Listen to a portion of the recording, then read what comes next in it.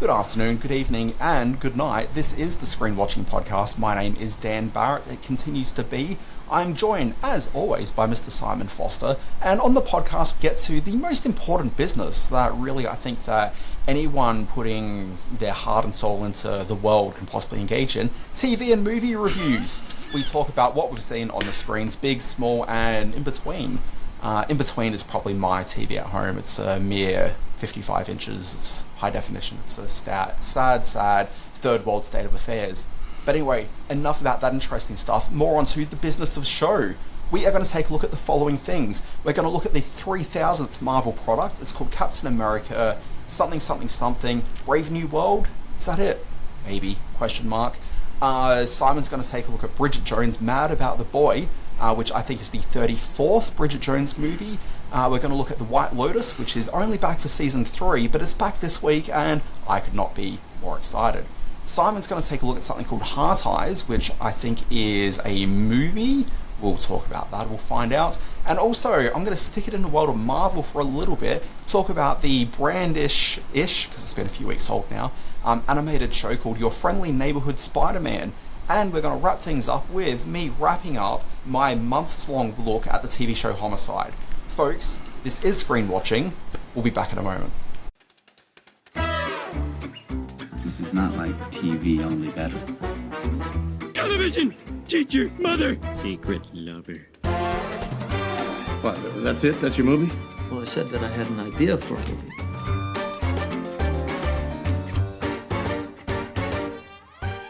I'm Dan, joined by Simon. Simon, is this true? Yes, I am here. You are Dan. It's good to be here, Screen Watchers. Very exciting time. It's a sweaty, steamy Sydney as we record this. February in Sydney is the most humid time of the year. It's also Valentine's Day, which means there'll be lots of sweaty sex going on in the suburbs around Sydney tonight. And also during this podcast, right? Often during this podcast. Even in the cooler months, it gets a bit sweaty. So, yes, it's good to be here, which I guess raises... Regularly, I'll find myself mid-review, and I'll be like, Simon, where did you go? What's going on?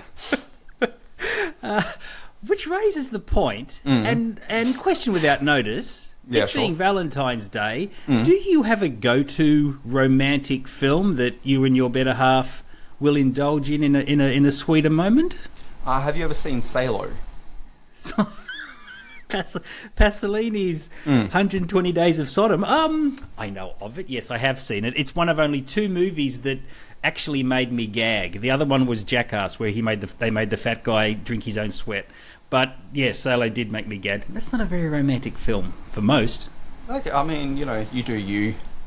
Well, mine used to be Some Kind of Wonderful, but we watched it on as part of research for our other podcast, Best Movie in 1987, and I realised it's not a very good film. But I love Say Anything. Being a child of the 80s and a teenager of the 80s, Say Anything's one of my favourite romantic films. Jerry Maguire's a good one, with the aforementioned Renee Zellwegger that we'll be talking about soon. So happy Valentine's Day, everyone. Let love flow. Technically, sorry, I don't want to be like the language police here, but we didn't refer to Renee Zellweger by name earlier. We just talked about the title of the film. So you can't say aforementioned because she hasn't actually been mentioned. Oh, look at you, Mr. English teacher. All right, fine. Yes. Let's get on with the podcast so that I can mention what's her name. Well, I'm not sure if people can see because my arms are out of focus, but I am, of course, wearing a jacket with my arm patches, like the leather patches on my elbows, so... It's a good look for you. No, it's not like it's just sleeves everywhere. Yeah. Folks, we're going to dive into it. Let's watch a clip of the brand new Captain America movie. It's called Captain America: Brave New World. What do we know? There were 5 shooters. This was a coordinated terrorist attack, sir. I was a wartime general. Now I'm a wartime president. Your inner circle's been compromised. Let me fix it. Watch yourself. You're not Steve Rogers. You're right. I'm not.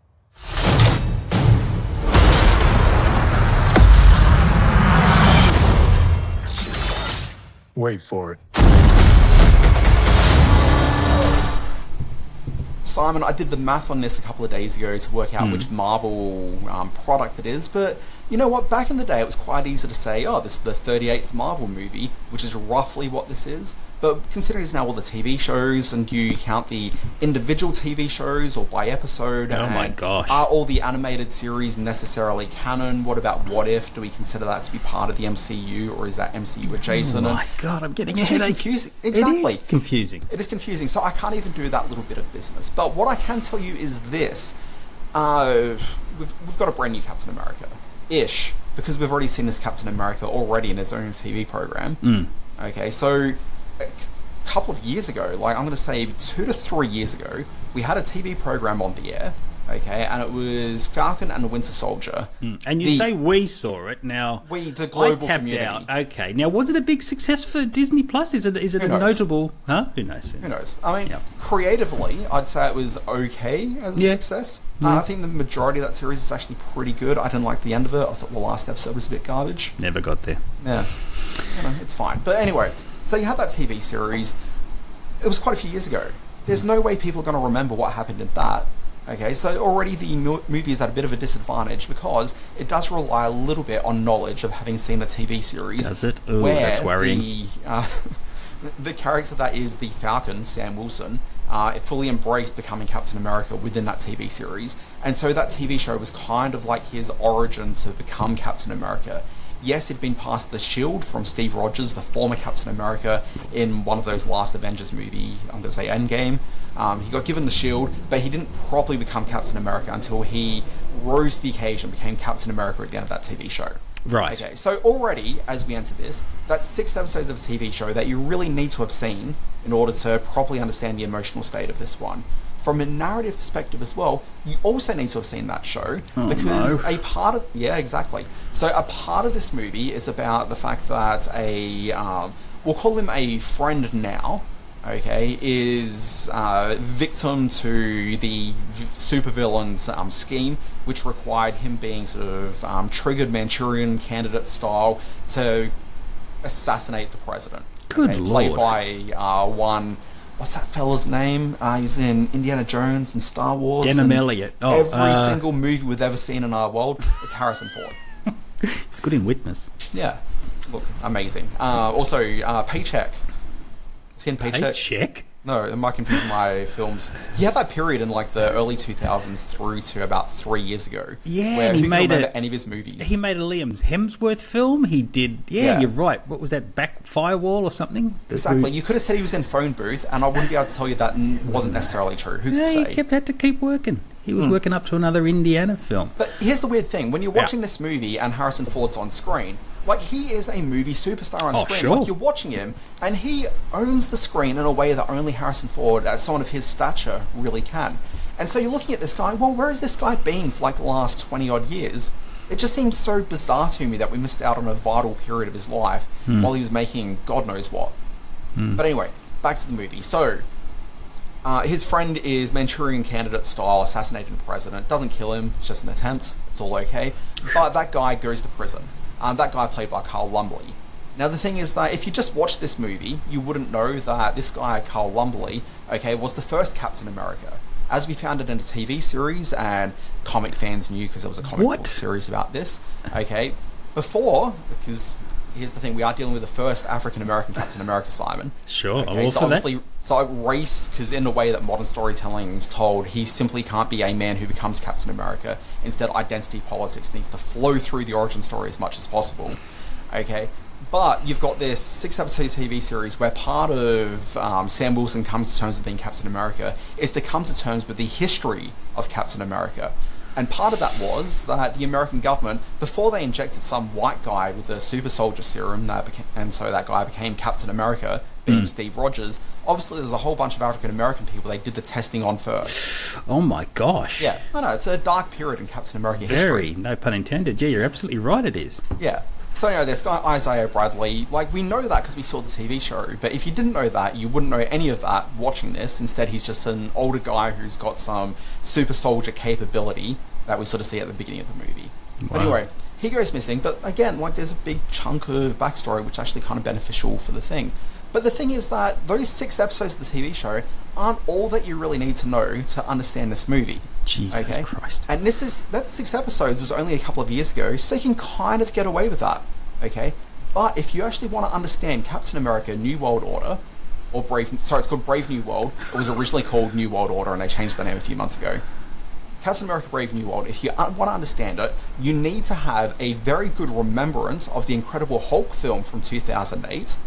Okay? This is one of those Marvel films from really early in the Marvel run, where they've even changed the guy playing in the Incredible Hulk at this point. Okay? Like, it's a really big leap. So, the guy who plays the Incredible Hulk has changed. The guy that played the villain in the Hulk movie has also changed on account of the fact that William Hurt died. Okay, but the Harrison are we Ford talking player, Eric Banner Hulk, or are we still? Are we talking Brenda Ruffalo? That was Ang Lee's Hulk. With Nick Nolte. No, with Jeff Bridges. Yeah, what you've forgotten is that in between all of those, there was a film called The Incredible Hulk that starred one Edward Norton. Gotcha. And that one's within the Marvel MCU.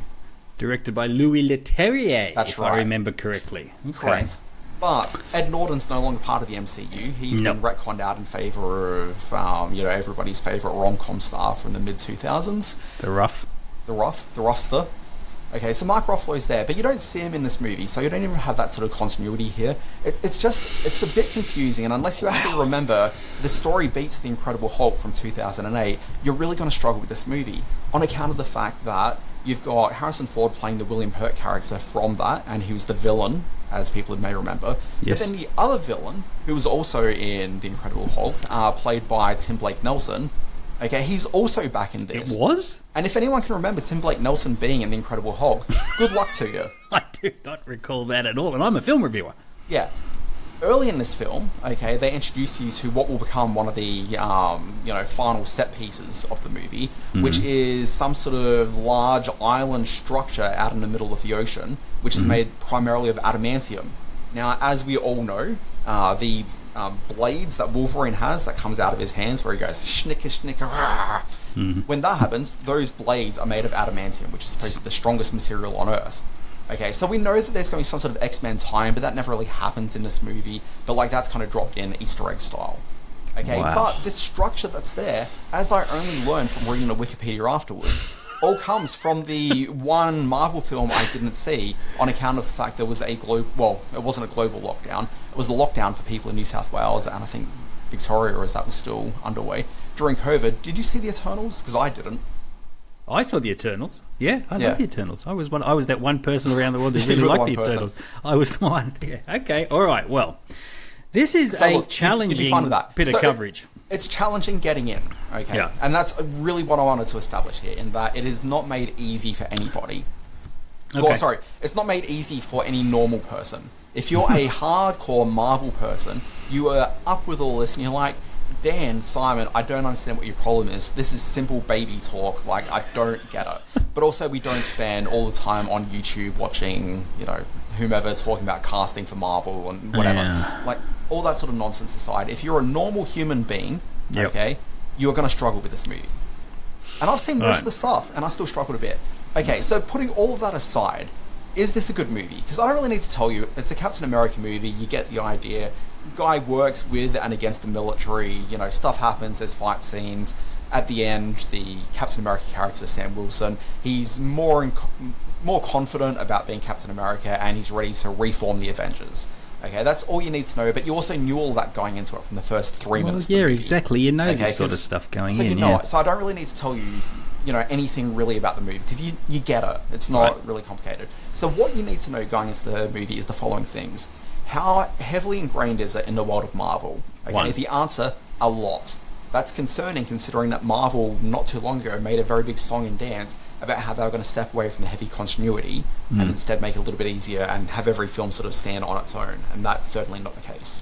Okay, so this is probably the most intensive of needing to know backstory of any other Marvel thing I think I've seen so far. 2. Okay, second thing you need to know is this a good movie? I'm going to give it a score out of 10, just to give you a bit of a pitch. It's 5 out of 10. Okay, it's certainly enjoyable enough. Like, it's a perfectly good, hey, look, I'm not deeply invested in anything. I just want to go and see a movie on Saturday night. You'll go and see it and go, you know what, that was perfectly fine. But see, that's troublesome okay. because Captain America was he's one of the, like, the big three. Oh, he's one of the big yeah. ones going on. Whereas if it's a 5 out of 10, that's more an Ant-Man, that's more a Blue Beetle even. I know Okay. that's DC. DC, but you know what I mean. Yeah. Please. Okay. So look, I would say that most Marvel movies tend to operate probably at like a 3 or a 4 out of 10, just generally. Okay. Just putting it out there. So I'm putting it at a 5. I think it's slightly better than most Marvel movies. Okay, but even then, it's not a great Marvel movie, and it's probably like on a Marvel scale, and this is my point 3, how does it sit on like a Marvel scale? And I'd say within the Marvel thing, I'd say it's like a 6 or a 7 out of 10. Are you weighing in the Sony Marvel pictures, which bring the average right down? I'm only talking about like the proper ones that are actually sort of made by Marvel and don't just have a Marvel tag at the beginning. So the Disney Marvel movies, and I'd incorporate into that like these Spider-Man movies because Marvel handled the creative on those ones. All right, okay, so we've got a major Marvel character in a 5 or 6 out of 10 movie, releasing, we should point out, mid-February, which is kind of the doldrums. Also, just for, setting a barometer here, it's not the worst Captain America movie. Like, there's 4 of them, and this is the 3rd best one. Best one. I should point out, I haven't seen this movie, and I would include Joe Johnston's first Captain America as arguably my favourite Marvel movie. I put it right up there as one of the great Marvel films. One of the great action films. I don't disagree. I mean, I disagree in that it isn't probably my favourite one, but it's definitely, top 2 or 3 of them. Sure. I think that one's really good. I actually think that Captain America the Winter Soldier, which is the second one, is a little bit better than that first one. Mm-hmm. Okay. Broadly, the Captain America films are probably my favourite of the Marvel movies. Me too. Okay. But yeah, so, it was a bit disappointing to find that I didn't completely sort of love this one. But at the same time, I think it's better than Civil War, which was just a real sort of MCU mess. That was more an Iron Man movie with Captain America on the title, which is a bit weird. It's fine. I don't think anyone's necessarily going to have like a terrible time where they're angry coming home from the cinema. And for a lot of big budget like movie telling, like that's often enough. Okay, now can I finish the review by reviewing my movie-going experience? Oh, here we go. You love your first-person perspective here on going to the local flea pit to watch your Marvel movies. Let's go. Didn't go to the local flea pit. What'd you do? I made illegal download?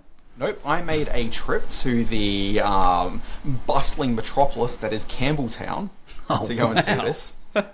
Gee, which is how far for you? So from here, it's about 55 minutes, I think, by car. Good Lord. So it was a dedicated trip. You'd have driven past like 3 or 4 cinemas, wouldn't you? Yeah, absolutely. And like pretty good sort of VMAX screens as well. Why did I go all the way to Campbelltown, Simon? I know. Okay. Do you know? Is it the wraparound screen that they've got out there? Went to see ScreenX. Oh, interesting. Have you been to ScreenX? I haven't. I saw an ad for it when I saw my reviewed movie I'm about to review it yesterday, and I thought, wow, they put that all the way out of Campbelltown. Good for them. So no, I have not seen it. Okay, so ScreenX has been available in Sydney for a year now. Mm-hmm. Did I know that there was a ScreenX screen in Sydney up until 2 to 3 days ago? I did not. It's not the first one in Australia. There's also one in Robina on the Gold Coast. Yes, there is. Robina on the Gold Coast. I used to work at Robina in the same shopping centre where that screen was. Sports Girl? The Sports Girl? No, Simon. No. I was selling Crocs. No. It was like in the Robina, there's like a WeWork style workplace in there. So I was working at one of the desks up there. Yeah, it was Build-A-Bear. Okay, but like I was working in an office like based in the same shopping centre in Robina, okay, and I'd completely forgotten that ScreenX was there. I could have just disappeared at the end of the workday and gone and seen a ScreenX movie, didn't do it. Here's the gimmick with ScreenX. It's basically you sit in a theatre, okay, and it's pretty fancy seats. It's like a standard sort of VMAX experience, okay. Big screen at the front, like proper big screen, proper comfortable chairs. You don't have to sit that close to the person sitting next to you, which was good because despite the fact that the theatre session I was in on Wednesday night, maybe about a half empty, maybe even sort of slightly less than that, someone still sat right next to me. Yep. What's that about? There was plenty of other seats. Why would you sit right next to me? Yeah, it's insane. Oh my god, people. Okay, so you sit in there, standard sort of VMAX thing, but on the left and right hand side of the main screen, you've got another screen. There's 3 screens to create a big box around you as you're watching the movie.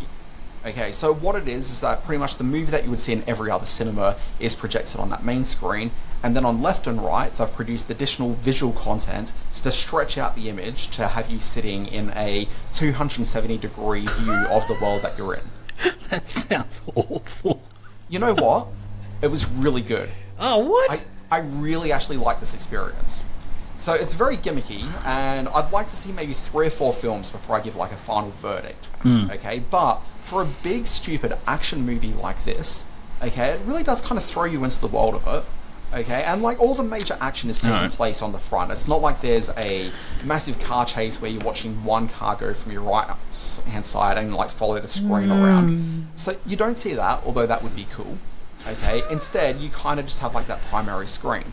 It just kind of throws you into the world, and I can definitely imagine if it was a film, and the thing that came to my mind immediately was Alien Romulus. Something like Alien, where you're like in a really confined space.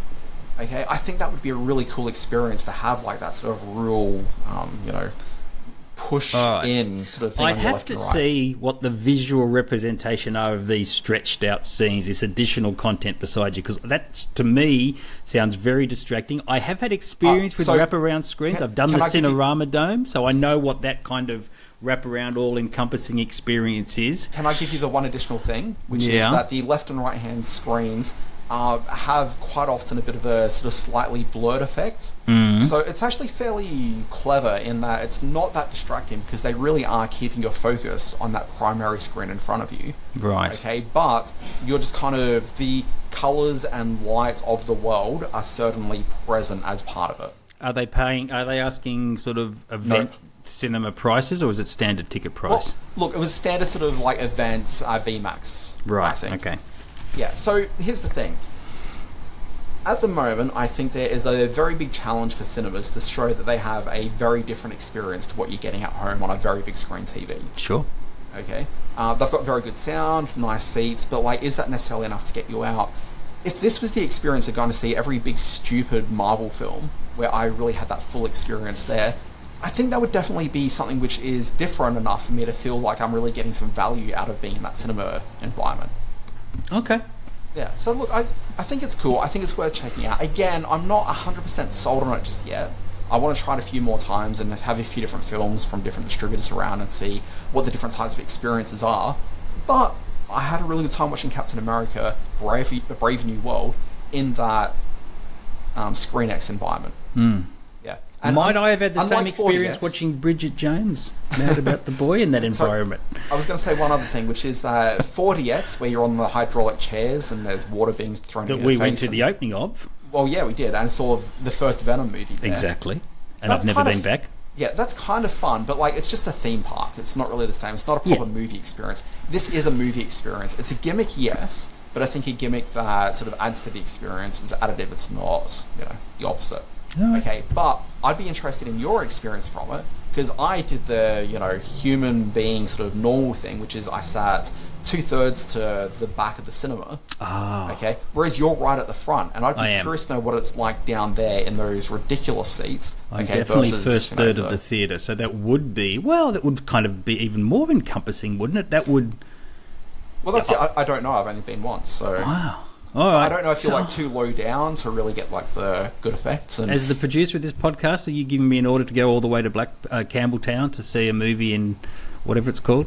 Look, here's the thing. I think you should check it out. Okay. Okay, but also take me with you. I'd like to go back again.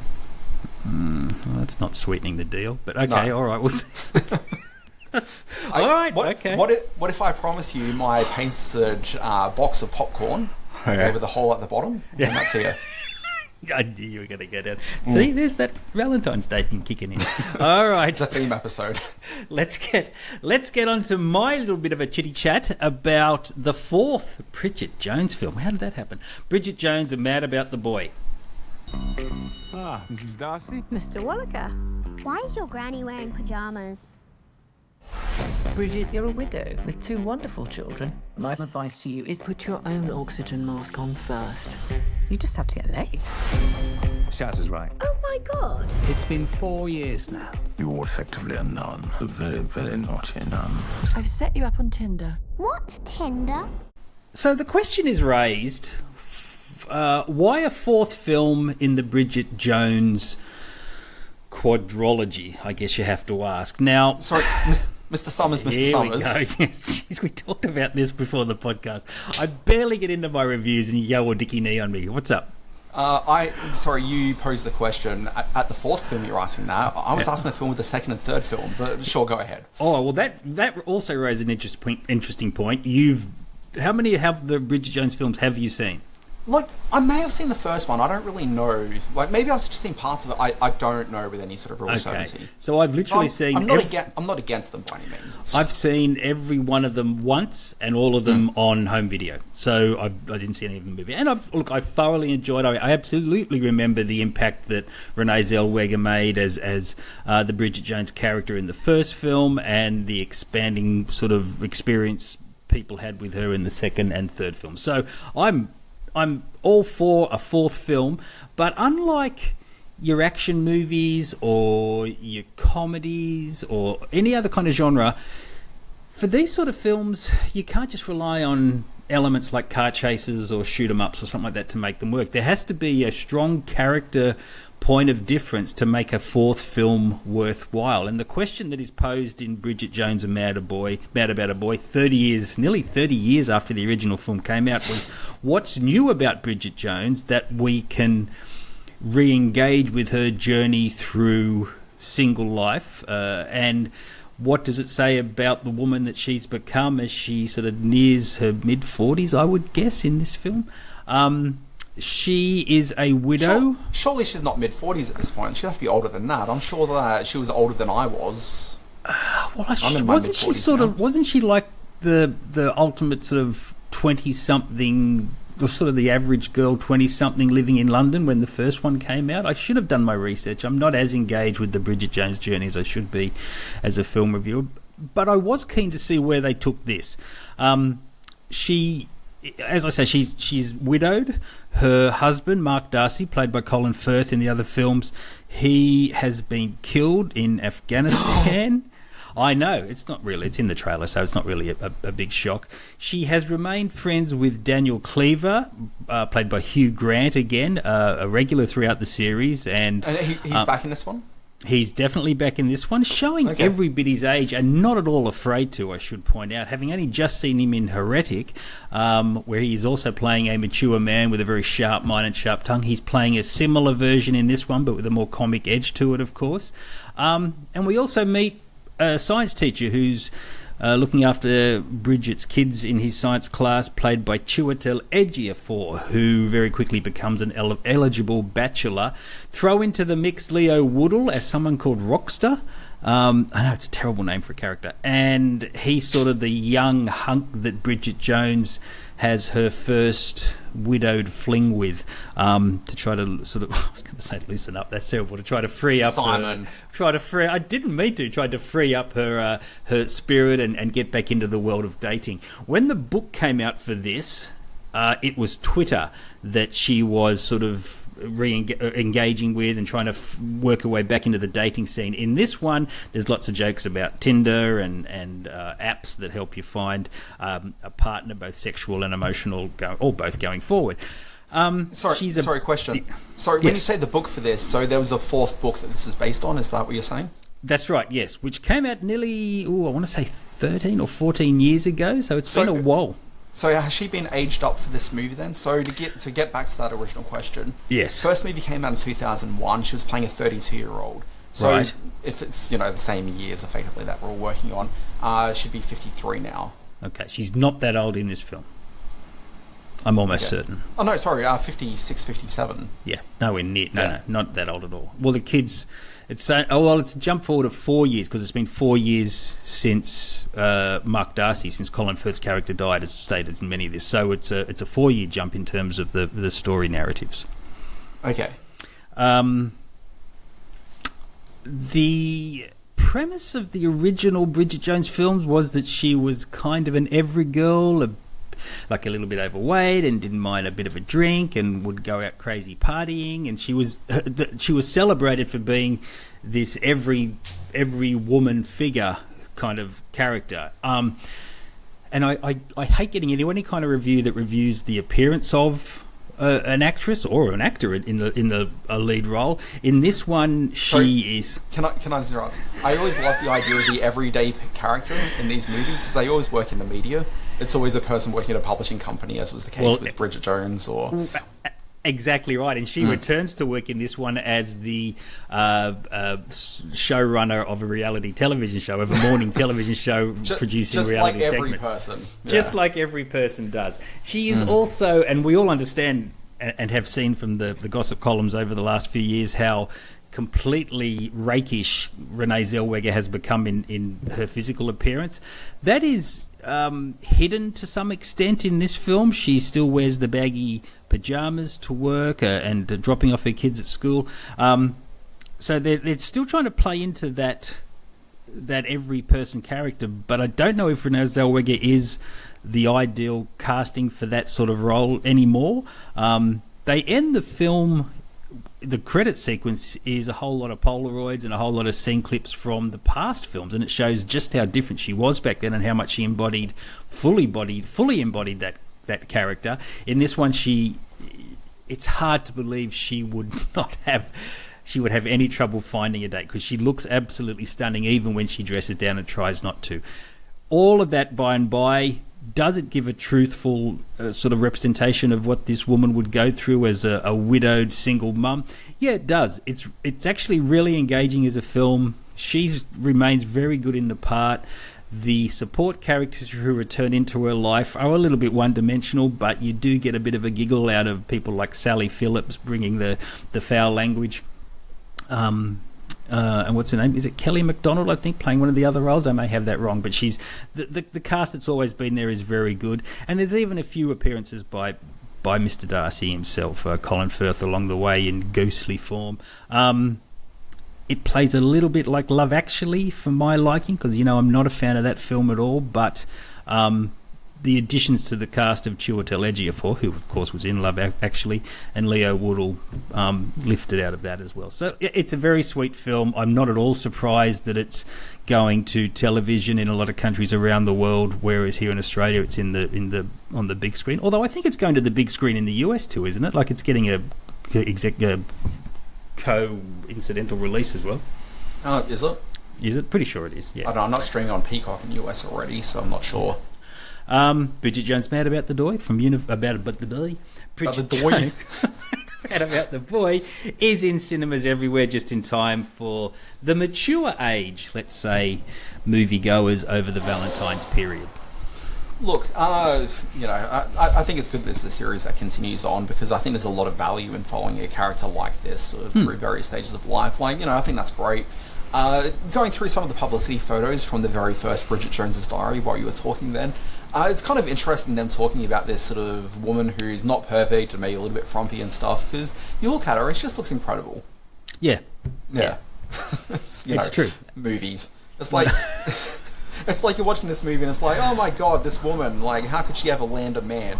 And it's Janine Garofalo in Truth About Cats and Dogs. Do you remember that? Where you get this character who's like the most adorable person in the world. It's like, oh my god, you're a beast. Rachel Lee Cook in She's All That. Yeah, it's absolutely oh my god, right. you wear glasses. You need a makeover stat. Oh my god, the hottest person I've ever seen before in my life. And it's like, oh my god, you're awful. It is one of the great film and television cliches of all time, isn't it? So. Also, props to you for some good Chiwetel Ejiofor. I screwed it up and I was trying to pronounce his name just then. Chiwetel Ejiofor pronunciation. I did practice. Yeah, he's been around for a while now. There's a really amazing thing from early in his career. I think it was when he was breaking out in Children of Men. Mm-hmm. Okay, and that was kind of where all the attention was there, and there was some journo somewhere who was like, oh, everyone, it may be a hard name to pronounce, but most of his friends just call him Chewy. And he was stuck with that for years. Like, nobody's ever called him Chewy.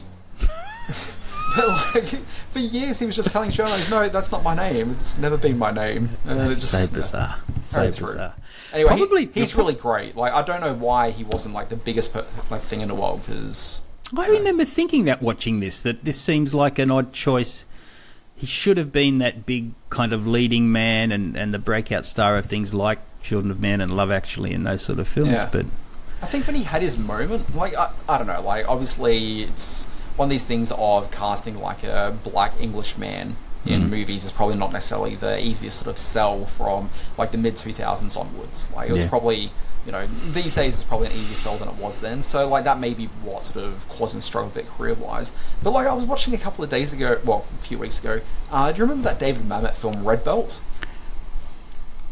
Vaguely, sort of. Anyway, he was the lead in that, and he's just incredible. Like, he holds this movie so well, and that movie, it's not one of Mamet's best by like a long shot, but I quite like it, and largely just because of him. I think he's just, you know, incredible in it.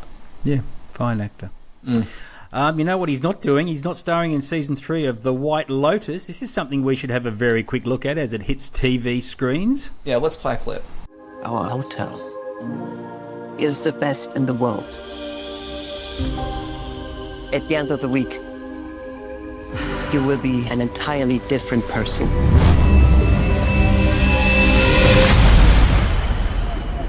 To Thailand, and a week of new memories. This place is insane. We should always live like this. I'm so happy. All my babies, all together. I hope you enjoy Thailand. We usually go to the Caribbean. Simon, is coming Monday. The White Lotus is back for season 3. I've seen the first 2 episodes. I believe you've seen the same. Certainly have. Look, much like the Marvel movies, and I guess Bridget Jones as well, people kind of know what they're in for this, so there's not really a lot of surprise. But I think going into a White Lotus season, it's kind of about what's the location this time, who are the interesting like guest stars, I guess the cast for this season. Key cast, yep. How does it all hold together? And I would probably say that I think the 3rd season, from what I've seen so far, holds together really quite well. I did find this season feels just a little bit darker than the previous 2 seasons.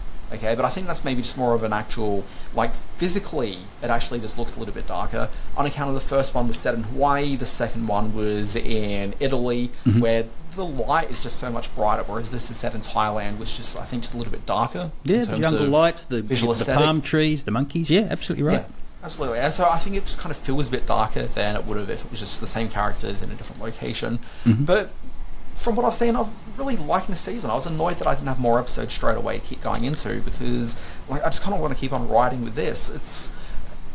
You've got this cast where I think everyone was a bit excited that Walton Goggins was appearing in this one. And it's terrific. And he's behaving exactly as I imagine Walton Goggins to be in real life. Yeah, just that's a total kind of dick. Like a bit of a dick and very sort of standoffish, but I don't think he really necessarily shines in the first 2 episodes, but he's the character that I think is going to be doing the more interesting stuff as the season goes on. You just know that's heading in like a interesting direction. Jason Isaacs is sort of similar in this, in that he's a bit of a douchey business guy, but and you certainly get a sense of this in the first 2 episodes. Oh yeah. Something's going on career-wise for him, and it's not going in a good direction. It's got real problems. It's really interesting that phones are sort of banned at this resort in Hawaii, which is a wellness clinic, but he refuses to give his up, and he's always sneaking out to take a phone call. He's clearly got problems. And he's struggling at like the time difference. Yeah, to be able to handle it as well. So his life is melting down for reasons which we don't really quite understand yet. 2 episodes in, we've got an idea. But yeah, like, he can't really control anything because all the people that are able to help him are asleep at the time of the day that he's in Thailand to the US. Anyway, that's really great. You've got these 3 women who are on a like girls' week-long getaway, who are like old friends who aren't really strictly sort of that good of friends. Like, they were friends, I guess, maybe in their 20s. Their high school or college buddies. And actually, they were, weren't they? Yeah. So it's been a few weeks since I've seen it now. 3 committed and classy actresses in Michelle Monaghan, Leslie Bibb, and especially Carrie Coon. But all 3 I love, I think. Yeah, absolutely. They're amongst my favourites. Yeah. I don't think this plotline has really developed with any real interest to date, but there's certainly building the tension there. Carrie Coon's great in that, of the 3 of them. Absolutely. You got Patrick Schwarzenegger, who, I don't know, that name seems familiar. I know of it. Yeah. Anyway, he's pretty good, but he seems to be occupying a very sort of similarly sort of douchey role as Jake Lacey from the first season. And Theo James, the character he played in the second season. Of course, that's probably a good call as well. Yeah, absolutely. The characters that surround Patrick Schwarzenegger, the family of Parker Posey and Jason Isaac plays the father, and the lovely Sarah Catherine Hook as Piper, who many people will say, where do I know that face from? She was the SodaStream girl on the commercials all those years ago, and she was, and I've always been a fan, mostly because of the SodaStream ads. I have no idea what you're talking about. I mean, I know what a SodaStream is, and I know what advertising is, but beyond that, I can't. She was quite famous as the SodaStream girl. The one thing, and I'll put this out there just as a point of discussion, this may change as the series goes on, and I will point out that I've only seen a few episodes of season 1. I never got through the whole lot. Just really? For time, yeah. I've never gone back to it, and I want to. I absolutely do. Please don't write in. Did you watch season 2 in full? Oh, absolutely. Yeah, binge season 2. It was incredible. But there were very strong staff characters. I think it was Murray Bartlett in the first season, and it was the Italian manager of the hotel in the second season, whose name I can't remember, but she was terrific. In this one, other than a couple of sort of minor characters, the lovely Lalisa Monaban as Mook, notably, but there isn't a strong sense of who the staff are, and I thought they were really important elements in the first 2 seasons. They were able to judge the characters and be the eyes and ears of the audience to a certain extent. Bear in mind, when you say that, you're kind of overlooking Natasha Rothwell, who's reprising a role from the first season in this. Yes, but she is not staff. in the role that... Yeah, it is, but not in that really strong sort of central role that Bartlett and the Italian actress took up in season 1 and 2. Look, it may change. I mean, like you, I'm only 2 seasons in, but 2 episodes. Two I would episodes say in. The Italians in the in that second season, I don't think were necessarily that prominent at the beginning either. I think that really grew as the season went on. Okay, yeah, exactly. So, yeah, maybe that'll happen. But Lalisa Monaban as Mook, she's quite beautiful and very compelling on screen, and the sort of the interaction she has with Leo, the gentleman who she works with is a lot of fun. So that'll hopefully grow. Yeah, and she's from a South Korean girl group called Blackpink. Yes, I know. Blackpink. Yeah. I know you and I are big fans of Blackpink. Can't get enough of the pink. Jesus. Look, I didn't mean it like that. It was good just to see Charlotte Le Bon in there as well, who I instantly recognise as one of the more famous supermodels and talented director as well of recent years. So it was good to see her pop up. And, should we give away who the other surprise sort of entrance is from? No. Okay, let's not do that then. So at this stage, only because I was watching it because I had no idea he was in it, and I was like rubbing my eyes, going, "Wait a sec, is that? Hey, who's that guy? Yeah. Oh, it's that guy." Loved Amy Lee Wood as Chelsea with her big teeth. She has some of the best moments in this series to date. So, who plays Walter Goggins? Young bride. Very young bride, yes. So all the elements there. It hasn't quite gelled to the compelling television that I think season 1 and 2 were at this point, but the elements are all in place for that to happen. Yeah, I don't know. I'd say probably I'm on the same sort of journey with it, which was, I saw the first sort of 2 or 3 episodes, and it took a bit of time to really sort of find my way into it. But then once I did, I was, deeply in. Deeply ingrained. Deeply in. But yeah, so I'm a bit annoyed. It's been, about a month, I think, since I've seen the episodes. And so it's just... I'm going to have to rewatch the show as everyone else is watching it, I think, just to get back into it. Which, there's worse things in the world than having to rewatch some really great TV. Yeah, and everywhere I turn, people are snarking at me for not watching season 1 yet, so I'm definitely going to blast through that sometime in the next little while. Should I ask you what you've been watching, or should you ask me what I've been watching? Where does the podcast turn? Let's do me first, only because very recently you talked about Captain America, and there's another bit of Marvel product on the screen at the moment called Your Friendly Neighbourhood Spiderman. Can't get enough of it. Have you watched it? No. No, okay. So look, this is an animated series on Disney Plus. It's aimed at a very sort of similar-ish audience to those that were watching the X-Men cartoon last year, except the difference is that X-Men cartoon was the continuation of the X-Men cartoon I grew up watching as like a 10-year-old in the 90s. Okay, whereas this is kind of like its own sort of entirely fresh-ish thing. But when you're watching it, so if I was a 10-year-old now, I could sit down and watch this and I wouldn't need to know anything else about Spider-Man to be able to get it. But if you're someone who's been watching the Marvel movies for like the last, since 2008, whenever it is, you're going to get probably a little bit more out of this in that it's like a multiverse sort of version of Spider-Man. So everything you're seeing on screen is a fresh take on Spider-Man, but you're probably going to enjoy the freshness of the take a little bit more if you'd seen the unfresh takes from previous Spider-Man stuff in the past. Yeah. Okay. But this show, it's pretty vibrant. The animation style is really, really compelling. It moves around a lot. I found myself, I think I'm like 4 episodes in. I think there's about 6 or 7 out now as we speak. 4 episodes in, just finding myself maybe just sort of a little bit bored with it, only because I've seen so many sort of early era Spider-Man stories before that I'm not sure. So this isn't the multiverse guys that did the movies for Sony, is it? No, unrelated. It's a totally different thing. Okay. But also it kind of works in hand in hand with the fact that exists as Spider-Man properties out in the world. So when you're seeing like the sort of fresh take on the Spider-Man origin story here, it feels fresh because you've seen Into the Spider-Verse. It feels fresh because you've seen the Tom Hollander Spider-Man movies. It feels fresh because you've seen the Andrew Garfield movies. It feels fresh because you saw the Tobey Maguire films from the early 2000s. My wife consistently gets confused with Elijah Wood. Yeah. And I was trying to get my head around it not being Elijah Wood. I was like, he was in Wilfred, but it wasn't him. And also feels fresh because we saw the guy from the 70s Spider-Man TV program, or we saw the...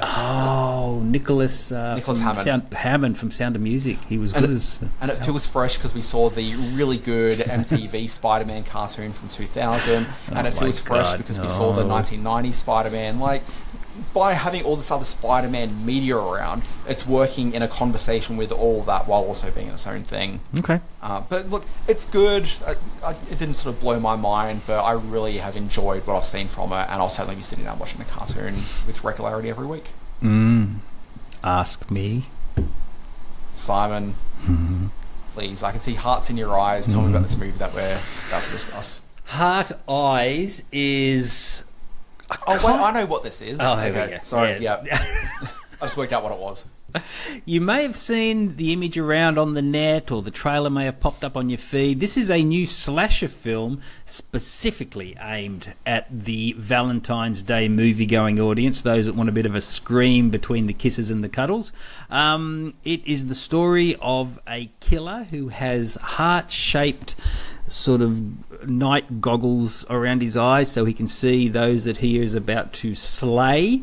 And every year for the past few years, he's been travelling around the countryside, turning up in different American cities and going on a bit of a spree at Valentine's Day events and those gathered for a bit of canoodling and canoodling. The movie starts off in a very comical tone. The Hard Eyes Killer is chasing a young couple through a vineyard.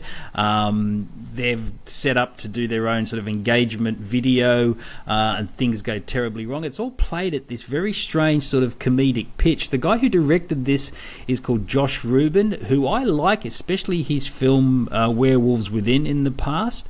Werewolves Within, he did a terrific job sort of melding the werewolf genre with a bit of comedy. He doesn't mash up as successfully the rom-com bits with the horror bits in this.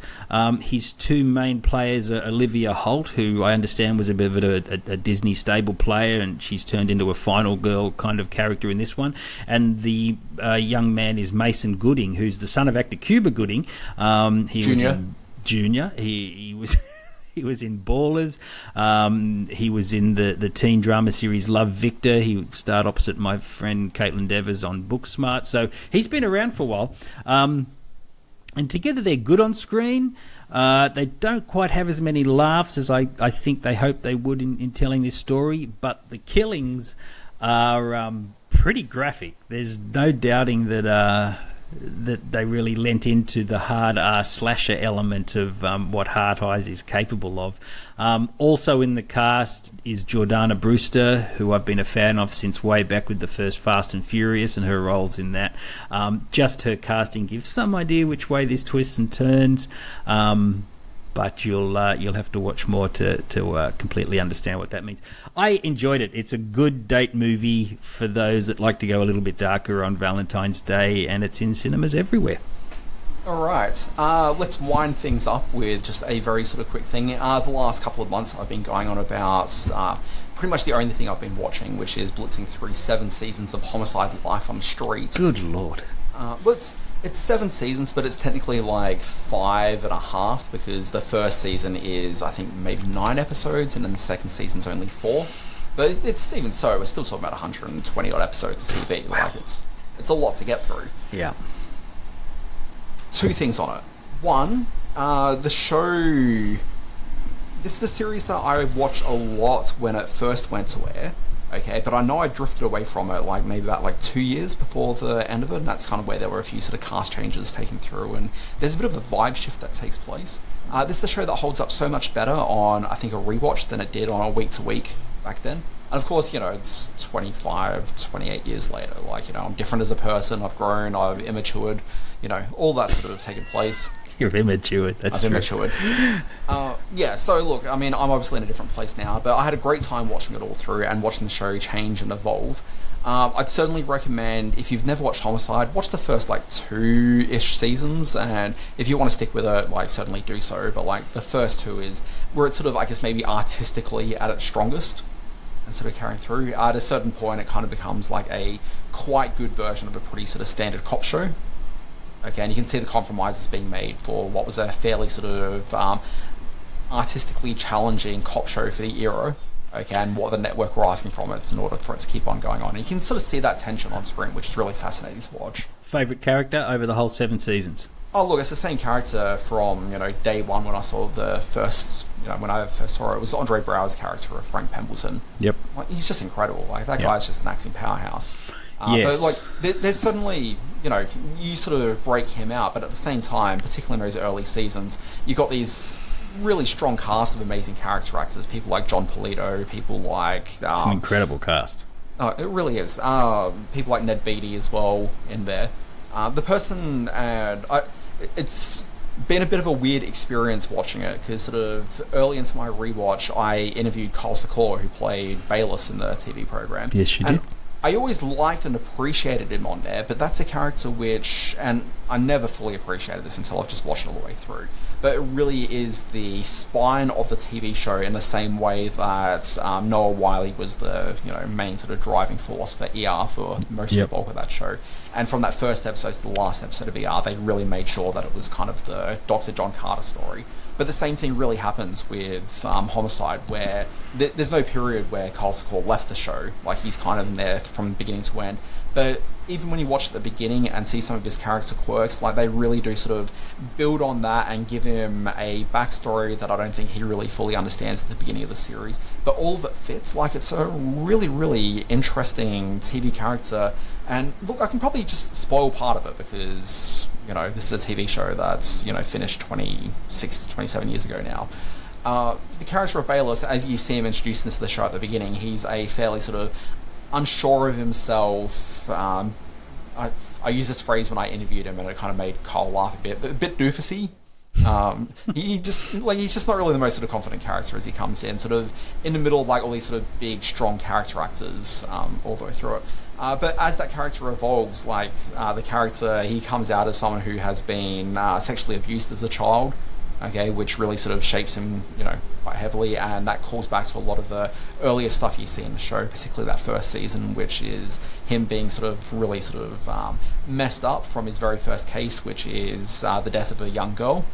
Okay, so it informs that, so there's a lot of back sort of work going through, but also he comes out as a bisexual man by the end of the series as well, which for a TV show in the 90s, okay, having a male bisexual character, I think is just incredible.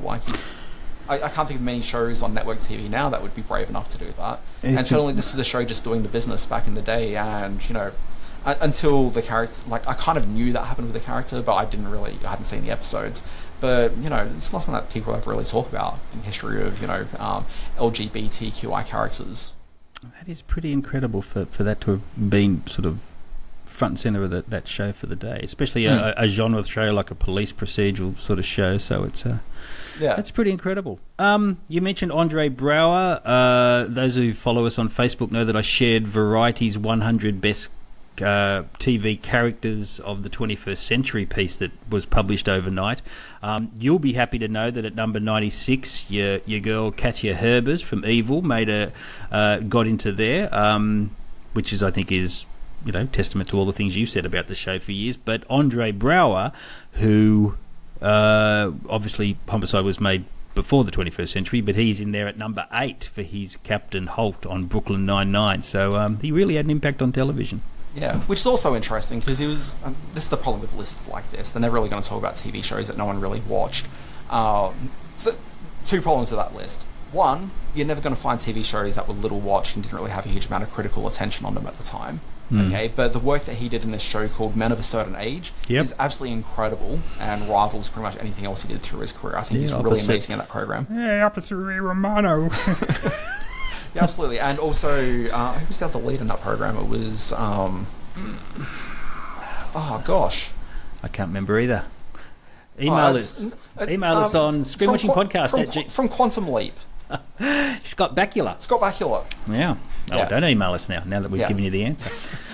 So that's not in there. And then also they've only got one actor from any given TV program. Yes, so, I noticed that as well, which I thought was unusual. Like you'll find like an Elizabeth Moss in there from Mad Men, but also like John Slattery from Mad Men doesn't get a mention, let alone like a John Hamm. I kept thinking that they picked David Harbour from Stranger Things, but maybe that might have been another one to go for in Stranger Things. But yeah, you're absolutely right. It was one and done. And then, the other big issue is you've got 100 people being listed, and Richard Schiff from The West Wing isn't in there, which is baffling. Well, was that pre... When did The West Wing start? Was that pre-21st? Started 99, but most of the episodes 21st century. No, they are sticking very close to the 21st century. In fact, one of the comments in there said, that's you the idiots. entire premise of it. It's 21st century. Yeah, okay. Yeah. But I was surprised that there was a Desperate House, Marsha Cross from Desperate Housewives in there. I could have sworn that was a 90s show, but... No, 2004. Yeah. That's true. Good list. I mean, worth debating. I said that in the Facebook post. It's definitely worth debating here. I don't think any list is worth debating like that. But Chloe Sevigny's in there for Big Love, but not Bill Paxton. That's a tough call as well. But anyway, lots to talk about. Yeah, no, exactly. I think that you end up in some really sort of murky territory when you're just following the, ostensibly the leads as well, which means that all these great sort of supporting actors as well just don't get their due. When often the most interesting performances are rarely ever the leads, but instead those recurring actors. 100%. This has been a lengthy screen watching. We hope you've enjoyed it. You can forget about screen watching for a while. I'm redoing that. Go to my Melbourne Science Fiction Film Festival, which kicks off next week at Cinema Nova, February 21 to 23. I'll be down in Melbourne, which is where we'll be doing the podcast from sometime next week. Don't know when. And we've got a bunch of good movies screening at Nova. Get along to it. Dan, what have you been up to otherwise? I'll be doing the following things. One, I'll be telling Simon that he finally has to get around to watching the first couple of episodes of Homicide. Yeah, maybe. You promised that a few weeks ago. You still haven't delivered. I promised it 2 years ago and I still haven't done it. Yep, so you should do that and then take me to the Campbelltown ScreenX for another screening of something. Maybe we could put it together. Maybe we could have a wraparound screening of Homicide on the big screen. Yeah, but how do we get it on the side screens then? There's a lot of post-production work that needs to go into making that happen. Yeah, that would be tough. Not by next week anyway. Yeah. I mean, if you're sitting in there, you can really just feel Ned Beatty's sweaty shirts. Which is a perfect segue to the promotion for our Best Movie Year 1987 promotion, because we're about to do the Fourth Protocol, and Ned Beatty was very sweaty in the Fourth Protocol, but we'll get to that Was he a bit that later. sweaty or not? Well, snow sweat. He was in the snow. I mean, but Ned Beatty just sweats. Sweaty Betty, that's what they called him for many years. People don't know that. Nobody called him that. Folks, check out my website / newsletter. It's called Always Be Watching. Sign up to it at alwaysbewatching.com. It's got all the stories and TV streaming and anything else that comes on a screen. You can sign up to that one. It's free, lands in your inbox Monday through Friday. And yes, I did also link to that Variety 100 characters thing, which if Simon would fix his email, then it would be turning up in his inbox. Anyway, I don't know how to do that. Folks, this has been Screen Watching, and we'll be back next week with more of this nonsense. We'll see you then.